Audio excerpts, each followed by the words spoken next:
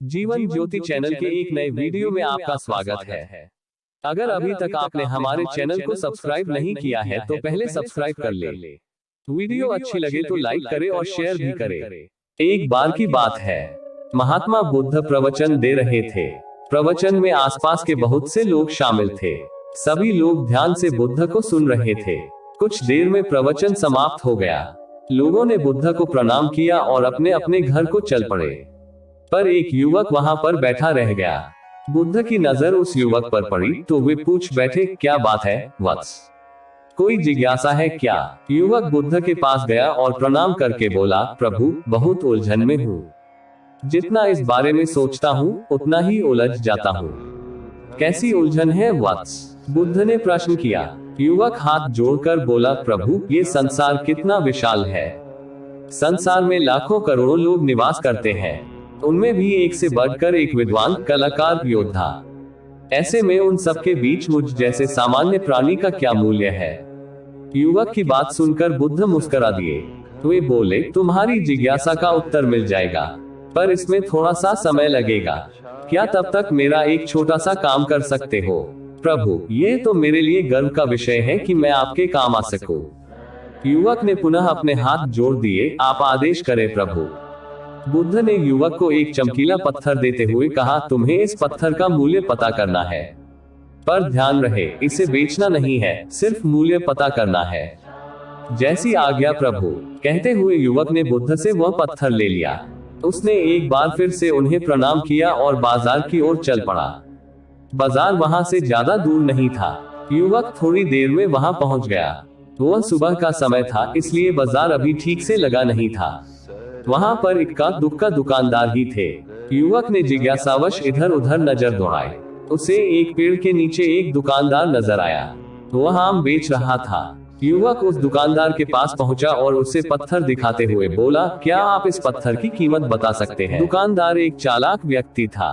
पत्थर की चमक देखकर वह समझ गया कि अवश्य ही यह कोई कीमती पत्थर है। वह बनावटी आवाज में बोला, देखने में तो कुछ खास नहीं लगता, पर मैं इसके बदले 10 आम दे सकता हूँ। दुकानदार की बात सुनकर युवक को हल्का सा क्रोध आ गया। वह मन ही मन बुदाया, यह आदमी मुझे बेवकूफ समझता है।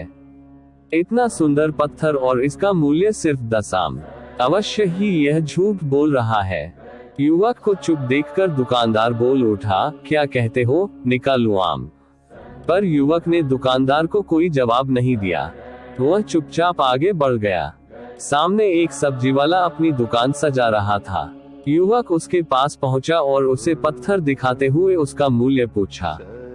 उस पत्थर को देखकर सब्जी वाले की आंखें खुशी से चमक उठी। वह मन ही मन सोचने लगा, ये पत्थर तो बहुत कीमती जान पड़ता है। अगर यह मुझे मिल जाए तो मजा ही आ जाए। क्या हुआ भाई, कहाँ खो गए? युवक ने दुकानदार की तंद्रा तोड़ी। सब्जी वाला चौंकता हुआ बोला, कुछ नहीं, कुछ नहीं, मैं तो बस मन ही मन इसकी कीमत की गणना कर रहा था।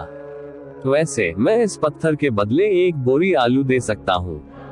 सब्जी वाले के चेहरे की कुटिलता देखकर युवक समझ गया कि ये दुकानदार भी मुझे मूर्ख बना रहा है।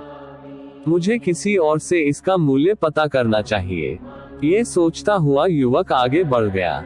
सब्जी वाला दुकानदार ने युवक को पीछे से आवाज लगाई, क्या हुआ भाई?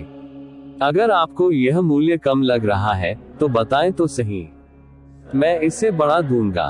पर युवक ने उसकी बात पर ध्यान नहीं दिया। वह इधर उधर किसी ऐसे व्यक्ति को खोजने लगा जो जानकार हो और उस पत्थर की सही मूल्य बता सके। युवक को लग रहा था कि अवश्य ही यह कोई कीमती पत्थर है, शायद कोई जौहरी इसका सही मूल्य बता सके। ये सोचता हुआ युवक एक जौहरी की दुकान पर पहुंचा। जौहरी अपनी दुकान को अभी खोल ही रहा था। उसने युवक को अपनी दुकान की ओर आते हुए दूर से देख लिया था। साथ ही उसने युवक का हुलिया देखकर यह भी भांप लिया था कि यह कोई गरीब व्यक्ति है जो संभवतः कोई गहना बेचने आया होगा। जौहरी ने हाथ जोड़कर युवक को नमस्कार किया और मुस्कुरा कर पूछा, बताएं महोदय, मैं आपकी क्या सेवा कर सकता हूँ? युवक ने बुद्ध का दिया पत्थर अपनी हथेली पर रख दिया और बोला, इसका मूल्य पता करना था।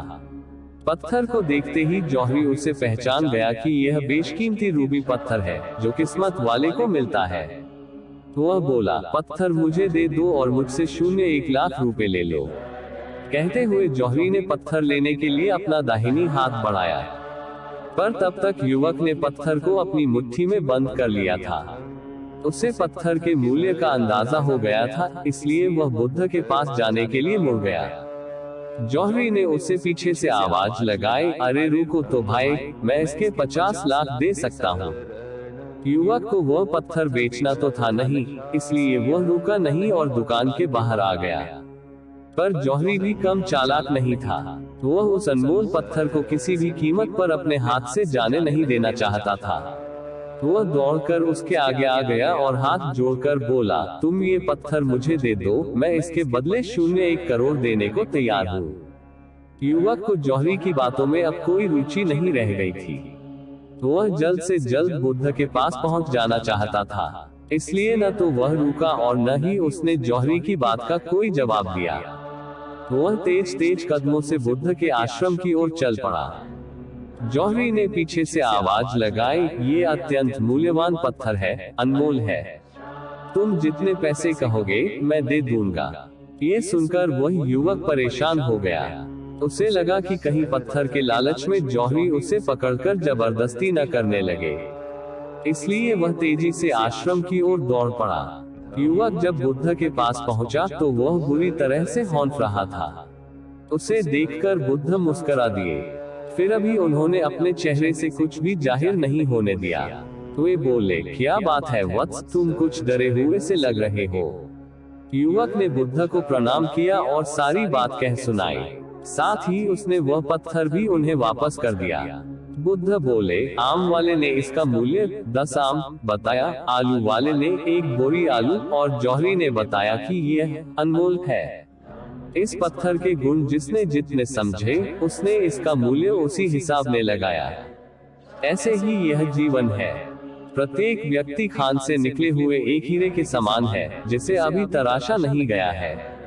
जैसे जैसे समय की धार व्यक्ति को तराशती जाती है, व्यक्ति की कीमत बढ़ती जाती है। ये दुनिया व्यक्ति को जितना पहचान पाती है, उसे उतनी ही महत्ता देती है। कहते हुए बुद्ध एक क्षण के लिए रुके, फिर बोले, किंतु आदमी और हीरे में अंतर यह है, हीरे को कोई दूसरा तराशता है और व्यक्ति को अपने आप को स्वयं ही तराशना पड़ता है। और जिस दिन तुम अपने आप को तराश लोगे, तुम्हें भी तुम्हारा मूल्य बताने वाला कोई न कोई जौहरी मिल ही जाएगा। वीडियो पसंद आई हो तो सब्सक्राइब जरूर कर दे। आपका सब्सक्राइब ही हमारी मेहनत के लिए आपका आशीर्वाद है।